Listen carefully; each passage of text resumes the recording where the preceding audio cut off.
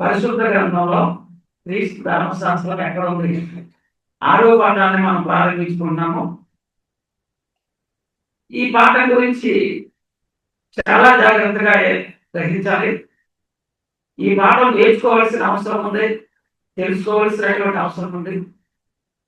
ఎవరిని మరి కించపరచాలని కానీ అవమానపరచాలని కానీ బైబిల్ గ్రంథాన్ని అర్థం చేసుకునే ప్రయత్నం చేస్తారని విజ్ఞప్తి చేస్తూ ఉన్నాము.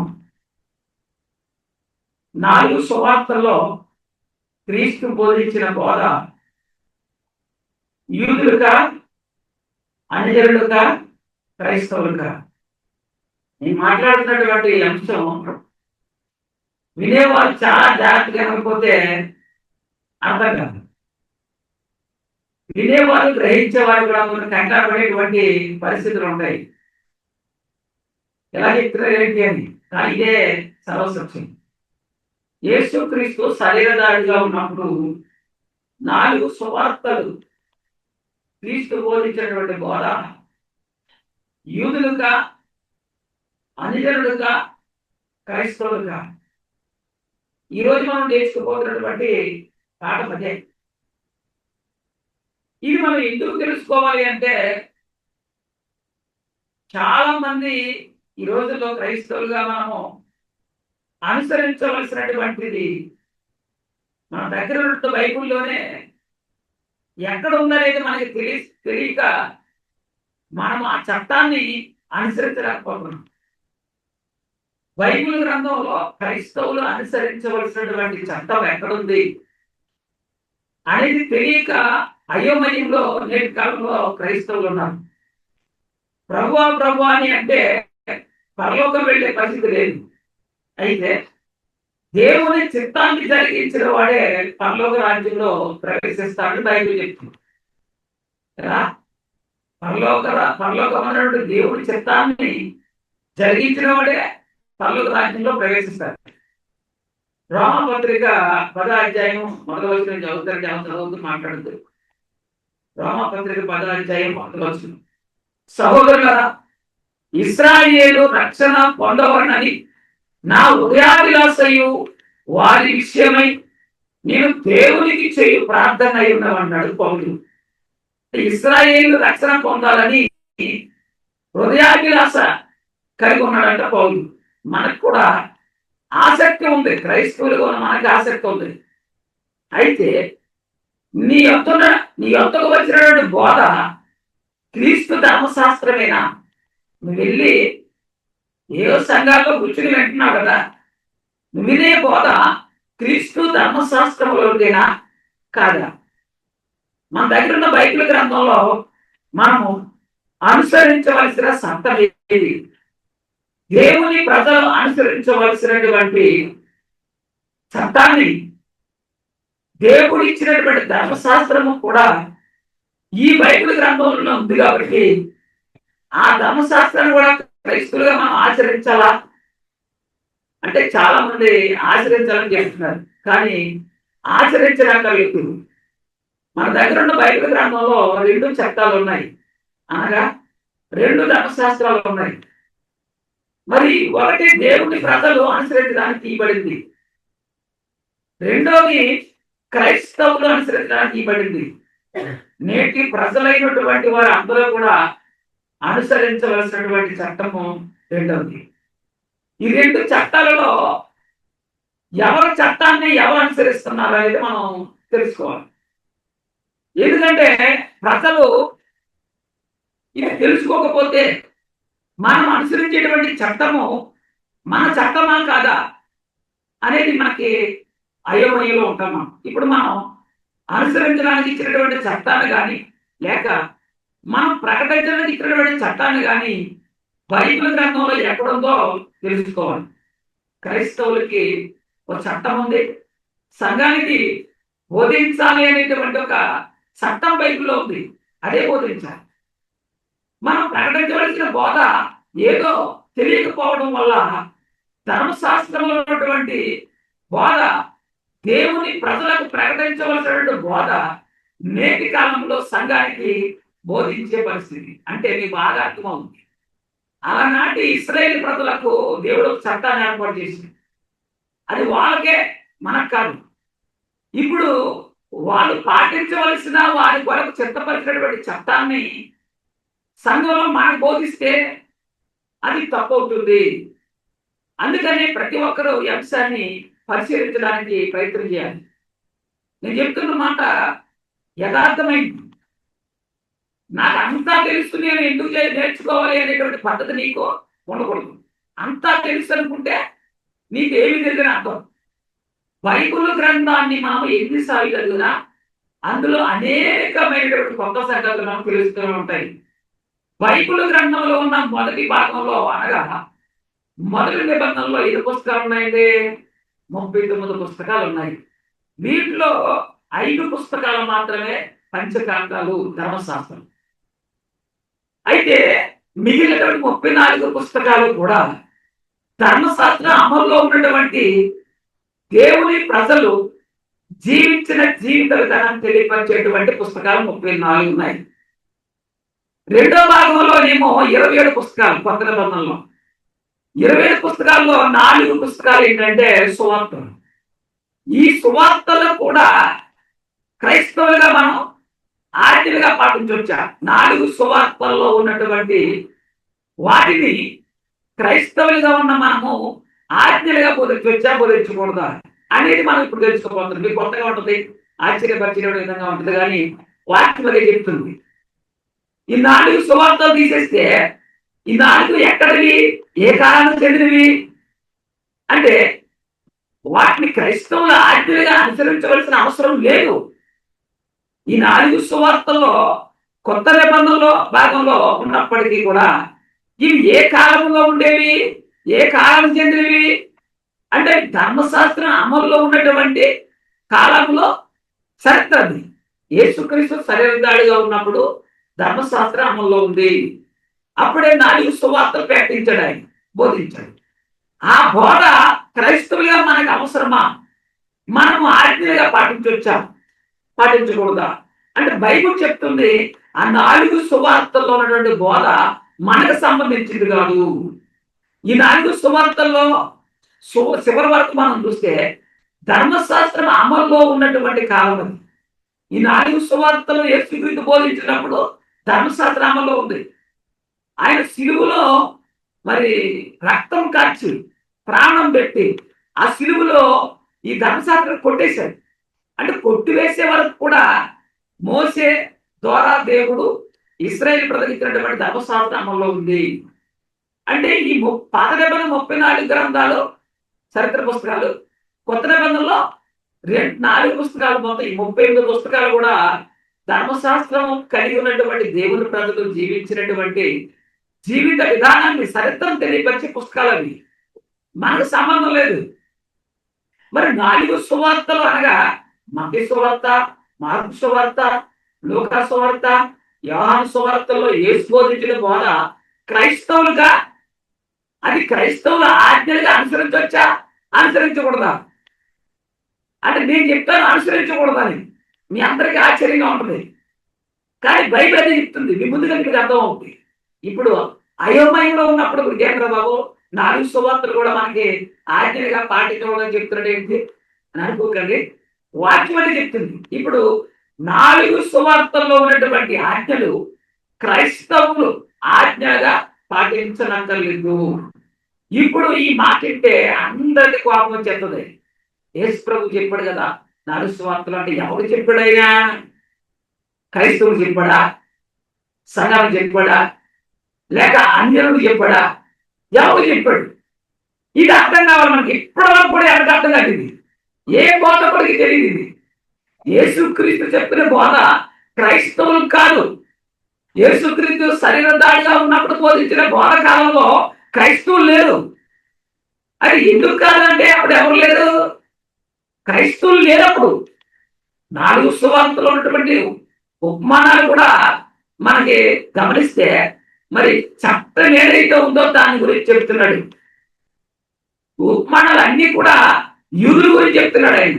యేసుక్రీస్తు చేసిన బోధ ఎవరికి బోధించాడు, ఎలా బోధించాడు, ఆయన ఉపమానాలు ఎందుకు చెప్పాడు, మీరు మాత్రమే నేర్చుకోవాలి కాబట్టి, అంటే యూదులు మాత్రమే నేర్చుకోవాలి కాబట్టి ఉపమానాలతో బోధించాడు. ఇది కేవలం యూదులకు మాత్రమే, క్రైస్తవులకు కాదు, అన్యులకు కూడా కాదు.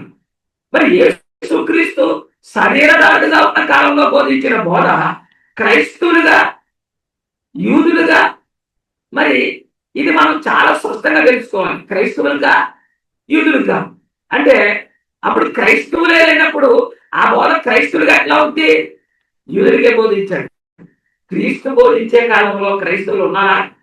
సంఘాలు ఉన్నాయా? అంటే సంఘం ఎప్పుడు ఏర్పడింది? ఇది కూడా మనం తెలుసుకోవాలి. యేసుక్రీస్తు బోధించే కాలంలో బోధ విన్నవారు ఎవరంటే వారు దేవుని ప్రజలు. ఏమండి, ఈ బోధ ఎవరు విన్నారంటే దేవుని ప్రజలు విన్నారు, అన్యులు కాదు. దేవుని ప్రజలే ఆ బోధన విన్నారు, కానీ అన్యులు కూడా ఆ బోధ వినలేదు.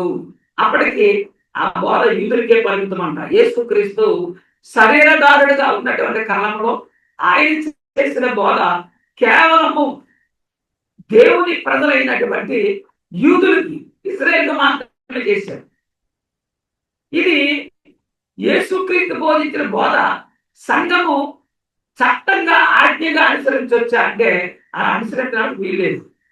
ప్రస్తుతం 4 సువార్తల్లో చట్టాన్ని సంఘము తీసుకోవాలా, లేక ఎవరైనా వచ్చి సంఘానికి బోధిస్తారా అంటే యేసుక్రీస్తు శరీరధారిగా ఉన్న కాలంలో చెప్పిన బోధ దేవుడి ప్రజలకే అనే విషయాన్ని మనం గుర్తుంచుకోవాలి.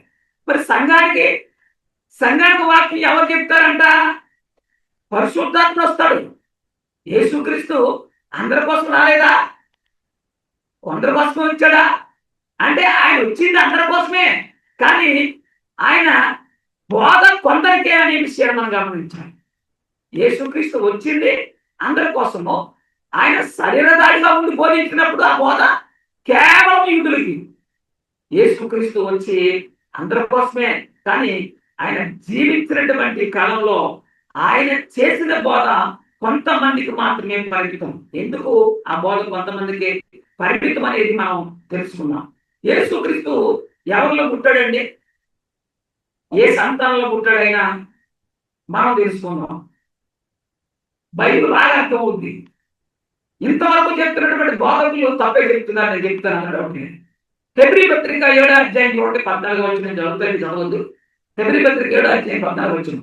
మనము మన ప్రభువు యూదా సంతానమందు జన్మించేట స్పష్టం. ఎక్కడ? యూదా సంతానం జన్మించాడు. ఆ గోత్ర విషయంలో యాజకులను గురించి మోసే ఏమి చెప్పలేదంట. అంటే యూదా గోత్రంలో జన్మించాడు ప్రభు, యూదా సంతానం జన్మించాడు. రోమపత్రిక 9వ అధ్యాయం చూస్తే 4:5లో వీరు ఇశ్రాయేలీయులు అంటే యేసుక్రీస్తు యూదా సంతానం. యూదా, ఇశ్రాయేలు దేవుని ప్రజలు. దేవుని ప్రజలకు ఉన్నటువంటి ఒక ప్రత్యేకత ఏంటి అంటే 4వ వచనం, ఇశ్రాయేలీయులు పుత్రత్వమును, మహిమయు, నిబంధనను, ధర్మశాస్త్ర ప్రధానమును, అర్చనాచారాదులను, వాగ్దానములు వీరి. దేవునికి సంబంధించినవన్నీ కూడా ఇశ్రాయేలుకి సంబంధం, ఇంకా బయటికి ఎవరికి లేవు. పితరులు వీరిని వారు శరీరాన్ని బట్టి క్రీస్తు వీరిలో ఉండేది. ఈయన సర్వాధికారి అయిన దేవుడై ఉండి నిరంతరం స్వస్థానుడై ఉన్నాడు అని అన్నాడు. క్రీస్తు యూదా సంతానములోను ఇశ్రాయేల్లో పుట్టాడు. మరి యేసుక్రీస్తు పుట్టేనాడికి ఇశ్రాయేలుకి ఏదైనా చట్టం ఉందా? ఉంటే ఆ చట్టం అమల్లో ఉందా? ఉంటే ఏ చట్టం అమల్లో ఉంది? ఇది మనకు కావాలి. అంటే దేవుడు మోసే ద్వారా ఇశ్రాయేలుకి ఒక చట్టాన్ని ఇచ్చాడు, ధర్మశాస్త్రం. ధర్మశాస్త్రం అమల్లో ఉన్న కాలంలో క్రీస్తు పుట్టాడు. మరి ధర్మశాస్త్రం అమల్లో ఉన్నప్పుడు వాగ్దానాలు, ప్రవచనాలు ఇవన్నీ కూడా ఎవరివి? కేవలం యూదులకే పరిమితం, అన్యులకు లేవు. అన్యులు దేవుళ్ళు లేని ప్రజలుగా ఉన్నారు. యేసుక్రీస్తు పుట్టిన నాటికి ఈ లోకంలో ప్రజలు 2 భాగములుగా ఉన్నారంట. ఒకటి దేవుని జనాంగాలు, 2 దేవుడు లేని జనాంగాలు, అన్యజనులు. దేవుని ప్రజలు ఎవరు? ఇశ్రాయేలీయులు, యూదులు. ఇలా 2 భాగాలుగా చెప్పడం. యేసుక్రీస్తు లోకానికి వచ్చినాడికి లోకంలో ప్రజలను ధర్మశాస్త్రం అనేది 2 భాగములుగా జనాల్ని విభజించింది. ఒకటి దేవుడు కలిగిన ప్రజలు, 2 దేవుడు లేని ప్రజలుగా విభజించింది. వీరిద్దరికి సంబంధాలు సాంగత్యాలు లేవు. ముట్టుకోకూడదు యూదుల్ని ఆంజనేయులు ముట్టుకోకూడదు. ఎఫెసీయులకు రాసిన పత్రిక 2:11-12 చూస్తే, కాబట్టి మనకు శరీర విషయంలో అన్యజనులై ఉండి శరీరమందు చేతితో చేయబడిన సున్నతి గల వారనబడిన వారి చేత సున్నతి లేని వారనబడినటువంటి మీరు అన్నాడు. సున్నతి లేని వారు ఎవరు? సున్నతి కలిగిన వారు ఎవరంటే, సున్నతి కలిగిన వారు దేవుని ప్రజలైతే, సున్నతి లేని వారు అన్యజనులు, దేవుడు లేని ప్రజలు. ఆ కాలం ముందు ఇశ్రాయేలుతో సహపౌరులు కాక వాళ్ళకి వీళ్ళకి సంబంధం లేవు. మరి ఎలా ఉన్నారు ఇశ్రాయేలు? యూదులు ఎలా ఉన్నారు? ఇశ్రాయేలు దేవుడు కలిగిన ప్రజలుగా ఉన్నారు, అన్యులు పరదేశులుగా ఉన్నారు, వాగ్దాన నిబంధన లేని ప్రజలుగా ఉన్నారు, నిరీక్షణ లేని వారుగా ఉన్నారు. లోకమంది అంట వారు దేవుడు లేని వారై ఉండి, చూడండి, అన్యులుగా ఎవరు లేరు, దేవుడు లేడంట. క్రీస్తు దూరస్తులై ఉండినాము, దూరస్తులై ఉంటారని మీరు జ్ఞాపకం చేసుకోండి. క్రీస్తుకు ఎవరు దూరస్తులంట? అన్యులకు దూరంగా ఉన్నారు. ఈ 2 గుంపులు వేరు చేసింది ఎవరు?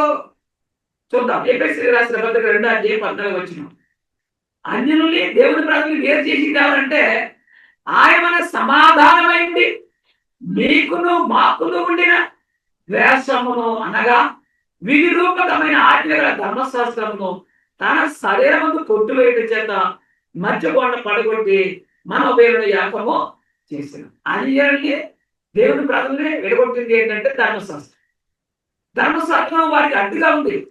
యేసుక్రీస్తు లోకంలో పుట్టేసరికి ధర్మశాస్త్రం ఈ లోకంలో ఉన్నది కాబట్టి మరి ఆలోచన చేయాలి. బోధ ఎవరు చేయాలి? ఆయన దైవోక్తులు ఎవరి పరంగా ఉన్నాయి? దేవుని మాట ఎవరికి అంటే యూదులకే, అన్యులకు కాదు.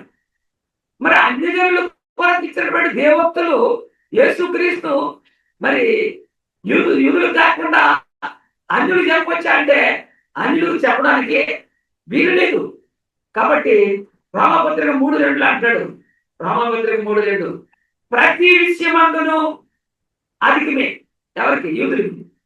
మొదటి దేవోక్తులు యూదుల పరమై చేయబడింది. దేవునికి సంబంధించిన మాటలు, వాగ్దానాల ప్రవచనాన్ని కూడా ఎవరికి?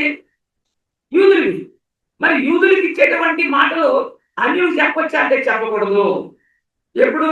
యేసుక్రీస్తు శరీరధారిగా ఉన్నప్పుడు చేసిన బోధ కేవలం యూదులకే, దేవుని ప్రజలకే. రోమపత్రిక 9:4 చూస్తే, వీరు ఇశ్రాయేలీయులు దత్తపుత్రత్వమును మహిమయు నిబంధనలు ధర్మశాస్త్రం ప్రధానమును అర్చనాశారాధులను వాగ్దానాలు వీరికి కేవలం యూదులు అన్నమాట. యూదులకి ఇవ్వనటువంటి దేవోక్తులు అన్యులకు చెప్పొచ్చా అంటే చెప్పకూడదు. ధర్మశాస్త్ర అమలు ఉన్న కాలంలో యూదులు అన్యజనులను ముట్టుకోవచ్చా అంటే ముట్టుకోకూడదు, వారితో స్నేహం చేయకూడదు, వారితో మాట్లాడకూడదు. అలాంటి విభజన ఉంది. అప్పుడు అపోస్తుల కార్యాలు 10:28 చూస్తే, అప్పుడు అతను అన్యజాతి వారితో సహవాసము చేయుటేనను అట్టి వారిని ముట్టుకునేను యూదునికి ధర్మము కాదని మీకు తెలియదు. చూస్తారా? యూదుల్ని అన్యులు ముట్టుకోకూడదంట, వారితో సహవాసం చేయకూడదంట. మరి అలాంటిది యేసుక్రీస్తు యూదుల్లో పుట్టాడు. యూదుల్లో పుట్టినటువంటి యేసుక్రీస్తు అన్యులకు ఎలా బోధ చేస్తాడు? అన్యులతో ఎలా సహవాసం చేస్తాడు? చేయకూడదు. కాబట్టి అప్పుడు యేసుక్రీస్తు శరీరధారిగా ఉన్నప్పుడు చేసినటువంటి 4 సువార్తల బోధ ఎవరికే? కేవలం యూదులకి, దేవుని ప్రజలు. యేసుక్రీస్తు లోకానికి వచ్చినాడికి ఉన్న పరిస్థితి ఏంటంటే, అప్పటికి దేవుని ప్రజలు ఒక చట్టము వారికి ఇవ్వబడింది. చట్టం అనేది దేవుని ప్రజలకి ఇవ్వబడింది కాబట్టి వారు ఆ చట్టాన్ని అనుసరించాలి, అతిక్రమించకూడదు. చట్టాన్ని అనుసరించే నడుచుకోవాలి. ఇశ్రాయేలుకు బోధించవలసిన బోధ అన్యజనులకు బోధించవచ్చా అంటే అట్లా చేయకూడదు. అన్యజనులకు బోధిస్తే ఏమవుతారు? బోధించిన వాడు శాపగ్రస్తులు అవుతారు, అనగా ధర్మశాస్త్రం అతిక్రమించబడవుతారు. కాబట్టి యేసుక్రీస్తు చేసిన బోధ ఎవరికి మాత్రమే? యూదులకు మాత్రమే. అప్పుడు క్రైస్తవులు లేరు, అన్యులు ఉన్నారు కాబట్టి అన్యులకు కూడా బోధ కాదు. కేవలం దేవుని ప్రజలుగా ఉన్నటువంటి యూదులకు, ఇశ్రాయేలుకు మాత్రమే 4 సువార్తల్లో బోధ క్రీస్తు బోధించాడు. యూదుల్లో లేక ఇశ్రాయేలులో జన్మించినటువంటి యేసుక్రీస్తు ధర్మశాస్త్రం కలిగిన యేసుక్రీస్తు ఎవరికి బోధించాలి అంటే ఇశ్రాయేలుకి, యూదులకు మాత్రమే బోధించాలి. యేసుక్రీస్తు ఎవరికి పరిచారం చేయడానికి వచ్చాడు, ఎవరికి పరిచారంగా ఉండడానికి వచ్చాడు? రోమపత్రిక 15 చూస్తే, నేను చెప్పినది ఏమనగా పితరులకు చేయబడిన వాగ్దానముల విషయంలో దేవుడు సత్యవంతుడని స్థాపించినప్పుడు, అన్యజనులు ఆయన కనికరమును గురించి దేవుని మహిమపరచుటకును క్రీస్తు సున్నతి గల వారికి పరిచారకుడైను. అంటే సున్నతి గల వారితో మాత్రమే దేవుని పరిచయం చేయాలి. సున్నతి ప్రకటించడానికి వచ్చాడు, మిగిలిన వారికి కాదు, అన్యులకు కాదు. మరి ఆ కాలంలో అన్యులు ఉన్నారు, యూదులు ఉన్నారు కాబట్టి యేసుక్రీస్తు బోధించిన బోధ యూదులకు బోధించారనుకోండి, అది ధర్మశాస్త్రం అనుసరించినట్లు. అన్యులు బోధిస్తే ధర్మశాస్త్రాన్ని అతిక్రమించినట్టు అవుతుంది. కాబట్టి సున్నత గల వారికే క్రీస్తు పరిచారకుడుగా వచ్చాడు, అనగా యూదులకే పరిచారకుడుగా వచ్చాడు. కాబట్టి అప్పుడు ఆయన చేసే బోధ ఎవరికి సంబంధించింది? కేవలం యూదులకు మాత్రమే. మత్తయి సువార్త 10:5-6 చదువుకుందాం. మత్తయి సువార్త 10:5-6. యేసు 12 మందిని పంపించు అంటే యేసుప్రభు వారు 12 మంది అపోస్తులు తయారు చేశారు. ఈ అపోస్తుల్ని మీరు వెళ్ళి బోధ చేయమన్నాడు. ఎవరికి ఎలా చేయమన్నాడు? సర్వలోకానికి వెళ్ళమన్నాడా? అందరికి చెప్పమన్నాడా? అందరికి ఈరుకి చెప్పని చెప్పాడా? ఏం చేశాడు చూద్దాం. ఇక్కడ బాగా అర్థమవుతుంది మీకు. బైబిల్ తీసుకోండి, చదువుతాను. యేసు ఆ 12 మందిని పంపించు, వారిని చూసి వారికి ఆజ్ఞాపించిందేమనగా, అంటే 12 మందికి ఆజ్ఞాపిస్తున్నాడు, కడితేనే చెప్తున్నాడు, మీరు అన్యజనుల దారిలోనికి వెళ్ళప్పుడు, అంటే అన్యజనుల దారిలోకి వెళ్ళకండి. సమరయులు ఏ పట్టణంలో అయినా ప్రవేశింపకుడి, కానీ ఇశ్రాయేలు వంశంలో నశించిన గొర్రెల యొక్కకే మీరు వెళ్ళి సువార్త ప్రకటించాలని చెప్పాడు. ఉందా బైబిల్లో? మరి అపోస్తులకు ప్రభు అన్నాడు, కేవలము ఇశ్రాయేలు వంశములో నశించిన గొర్రెల యొక్కకే మీరు వెళ్ళండి, వారికే మీరు సువార్త ప్రకటించండి అని చెప్పాడు. యేసుక్రీస్తు కూడా ఎవరికి సువార్త ప్రకటించాడు అంటే ఇశ్రాయేలు వంశంలో నశించిన గొర్రెల యొక్కకే వెళ్ళాడు తప్ప అన్యుల యొక్కకు వెళ్ళలేదు. అన్యులు దారిలో వెళ్తున్నాడు, అన్యులు పట్టణంలో ప్రవేశించొద్దన్నాడు. అంటే యేసుక్రీస్తు శరీరధారుడుగా ఉన్నప్పుడు 4 సువార్తలు ఎవరికి ప్రకటించబడ్డాయి అంటే దేవుని ప్రజలు. మత్తయి సువార్త 15:24. ఆయన ఇశ్రాయేలు ఇంటి వారై నశించిన గొర్రెల యొక్కకే కానీ మరి ఎవరి యొక్కకు నేను పంపబడలేదని క్రీస్తు అంటున్నాడు చాలా స్పష్టంగా. ఎందుకు చెప్తున్నాడు అంటే అప్పుడు ధర్మశాస్త్రంలో ఉంది. దైవభక్తులు ఎవరు పరమై ఉన్నాయి? యూదులు పరమై ఉన్నాయి. కాదు, ఆ కాలంలో ధర్మశాస్త్రము ప్రజలను 2 భాగములుగా విభజించింది. కాబట్టి యేసుక్రీస్తు చేసే బోధ యూదులకు మాత్రమే పరిమితము. యేసుక్రీస్తు జీవిత కాలంలో ఎవరు ఉన్నారంటే క్రైస్తవులు లేరు, అన్యజనులు ఉన్నారు. క్రైస్తవులు లేరు, అన్యజనులు ఉన్నారు. ఇంకెవరున్నారు? దేవుని ప్రజలు ఉన్నారు. మరి యూదుల్లో పుట్టిన యేసుక్రీస్తు ఇశ్రాయేలుకి ఇచ్చినటువంటి ధర్మశాస్త్రం అన్యజనులు బోధించవచ్చా అంటే అలా బోధించకూడదు. బోధిస్తే పాపములు బంధించబడతాయి. అప్పటికి యేసుక్రీస్తు బోధించిన బోధ కేవలం దేవుని ప్రజలు మాత్రమే. ధర్మశాస్త్రం కలిగిన వారు దేవుని ప్రజలుగా ఉన్నారు, ధర్మశాస్త్రం లేని వారు అన్యజనులుగా ఉన్నారు. ధర్మశాస్త్రం కలిగి ఉన్నవారు క్రీస్తుకు సమీపంగా ఉన్నారు, ధర్మశాస్త్రం లేని వారు క్రీస్తుకు దూరంగా ఉన్నారు. ఇది మనం గమనించాలి. ఎప్పుడు శిలువ మరణం పొందక ముందు జరిగే సంగతి చెప్తున్నాను నేను. మీ మనసు చెప్తున్నాలే, యేసుప్రభు ఇంకా బతికున్నాడు, శిలువ ఎక్కలేదు, అప్పుడు జరిగిన సందర్భం చెప్తున్నాను మీకు. శిలువ మరణం పొంది పునరుద్ధరుడై లేచిన తర్వాత సంగతి వేరుగా ఉంటుంది. అది ఆ కాలంలో ఎలాంటి పరిస్థితులు ఉన్నాయంటే యూదులు అన్యజనులను ముట్టుకోకూడదు అనే పరిస్థితి. ఎలాంటి కాలంలో యేసుక్రీస్తు పుట్టాడు? యూదుల్ని అన్యులు ముట్టుకోకూడదు, అన్యులు యూదులు ముట్టుకోకూడదు అంటారు. కాబట్టి అప్పుడు సున్నతి గల వారికే పరిచారకుడుగా క్రీస్తు వచ్చాడు.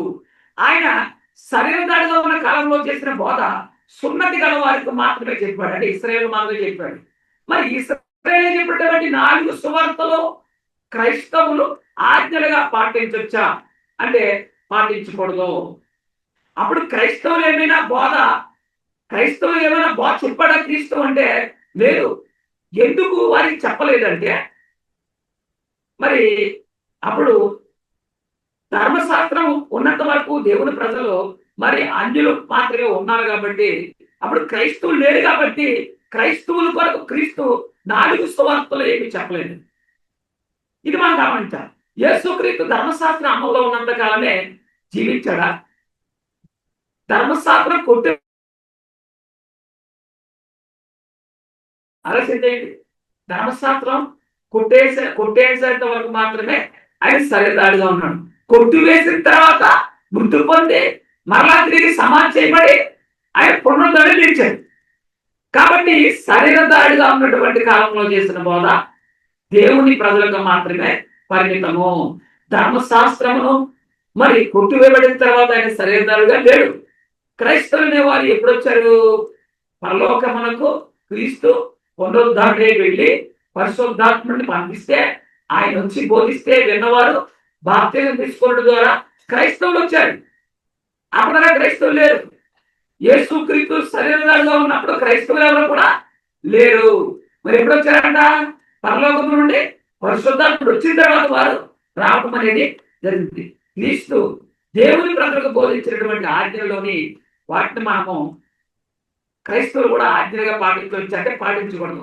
ఇది కొంతమందికి గందరగోళంగా ఉంటుంది. ఈ 4 సువార్తల్లో ఏదైతే క్రీస్తు బోధంతో దాన్ని ఆజ్ఞగా పాటించవలసిన అవసరం లేదని చెప్తాడు ఏంటని.